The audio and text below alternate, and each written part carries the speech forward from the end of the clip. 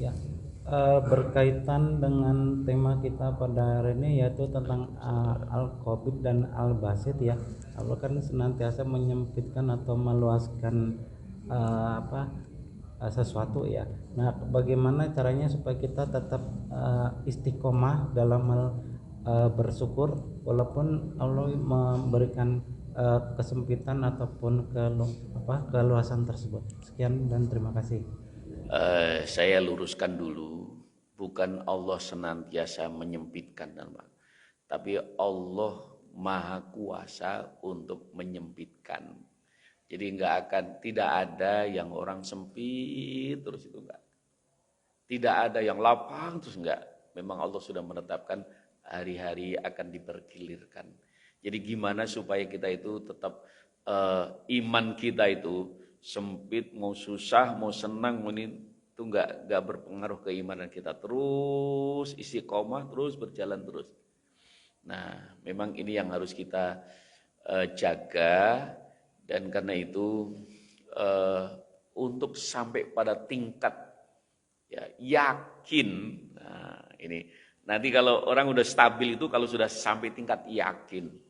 Kalau belum sampai pada tingkat yakin itu memang masih potensi. Wah, itu masih potensi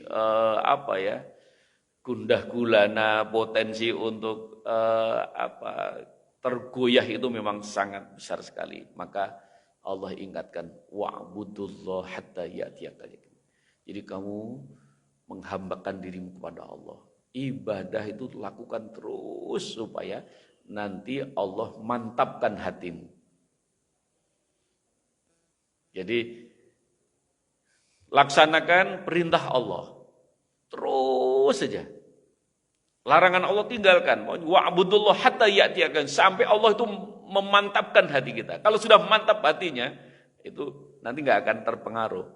Jadi suasana panas, hujan itu kan biasa aja. Ya, kemudian dingin, panas, ya biasa aja. Memang sudah sunnatullah begitu. Jadi nanti akhirnya seseorang itu mampu mengontrol dirinya, bukan dikontrol oleh keadaannya. Nah, yang kedua, terus berdoa. Mohon kepada Allah supaya diberikan hati yang istiqomah. Terus, karena kalau sudah diberikan hati yang istiqomah, keadaan itu nggak akan merubah keimanan, nggak akan mengganggu keimanan, terus saja. Dan yang ketiga, ya kita seringkali minta doanya orang lain. Tolong ya ketemu dengan ini, doain saya supaya saya istiqomah. Gitu. Karena terus Islam. Tapi kalau tadi Pak Ustadz kan bilang masalahnya orang itu yakin apa enggak. Nah itu kan berarti terkait dengan iman. Artinya misalnya kita baca pernah ada kasus korupsi di Masjid Palembang, Sujaya, tempatnya Paneman itu Pak. Misalnya ditahan.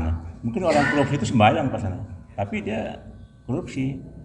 Damai contoh lain misalnya dia rajin sholat tapi sama orang nggak baik atau apa. Ada juga rajin sholat tapi rentenir misalnya gitu ya. Nah apakah ini kita katakan bahwa orang ini sebetulnya belum beriman karena tidak percaya yang gaib. Nah ini kita kelompokkan sebagai apa menurut Pak Ustadz? Apakah ini termasuk golongan orang kafir atau munafik atau bagaimana? Dia habis melakukan korupsi atau kejahatan pergi ke Mekah, umroh, minta ampun, pakai teori keseimbangan misalnya. Nah ini gimana? Apakah dengan demikian mereka ini kita bisa masukkan sebetulnya orang belum beriman, nggak percaya dengan gaib, karena nggak percaya Allah itu ada, nggak percaya ada sanksi, maka bisa kita sebut dia sebenarnya termasuk golongan kafir atau munafik. STMJ ya Pak ya. Sholat terus maksiat jalan. Kenapa terjadi semacam ini? Nah ini pasti ya ini fenomena di tengah kehidupan yang kita seringkali kita juga sayang kenapa ya. Ini ada suatu ketika datang seorang sahabat kepada Rasulullah, ya Rasulullah kenapa? Saudaraku ini sholatnya iya, ngajinya iya, puasanya iya, Masya Allah itu. Tapi kenapa dia bohong juga ya Rasul? Kata Rasul, iya saat itu imannya sedang tidak ada. Kenapa ya Rasul? Ini dia tuh sholatnya rajin banget, ngajinya juga. Tapi kenapa dia itu kalau ngomong itu, kalau bicara itu, omongannya itu menyakitkan hati saudaranya. Rasulullah lagi-lagi, ya saat itu imannya sedang tidak ada. Naudzubillah min dzalik. Jadi ada orang-orang yang tingkat keimanannya itu memang baru sampai pada semacam itu. Ini yang berbahaya. Dan ini yang disebut oleh Allah, ini orang-orang yang munafik. Jadi antara ucapannya dengan hatinya dan pelakunya itu sering nggak klop. Katanya dia beriman, ibadahnya, sholatnya itu udah. Tapi kenapa kok Rasul itu kasus pada zaman Rasulullah?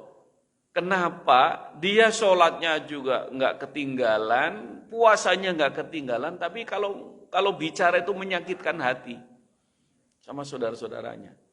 Itu Rasulullah menyebutnya imannya sedang tidak ada saat itu.